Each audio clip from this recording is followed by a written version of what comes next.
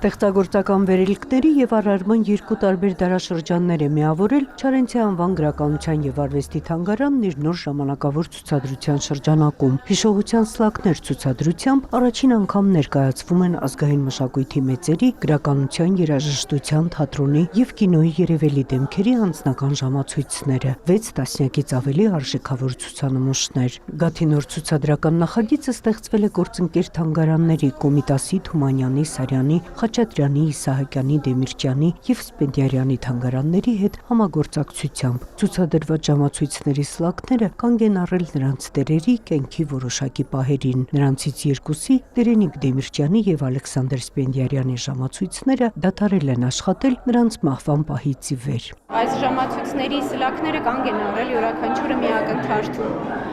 եւ խորհրդանշական է, որ դրանցից միայն մեկի սլաքներն են դեռևս բաբախում։ Վարսեղ Կանեչյանին պատկանող ժամացույցն է, որ կարծես կամրջում է անցյալն ու գալիքը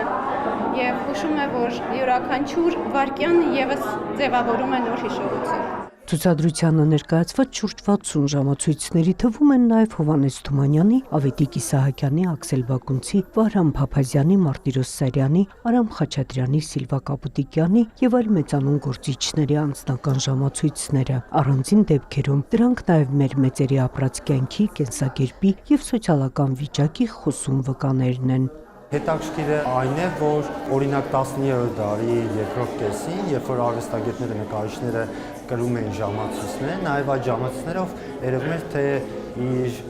ինչ արժեքի ժամացույց է կրում արվեստագետը եւ դրանով նաև երևում էր արվեստագետի հնարավորությունները։ Ինչպես օրինակ Սիլվա Կապուտիկյանի ոսկե ժամացույցը կամ կարող ենք նաև առանձնացնել օրինակ Միքայել Նալբանդյանի ոսկե ժամացույցը։ Հիշողության սլաքներ ցուցադրությունը կգործի մինչև հուլիսի 30-ը, ճիշտ 1438 ժամ 120 րոպե։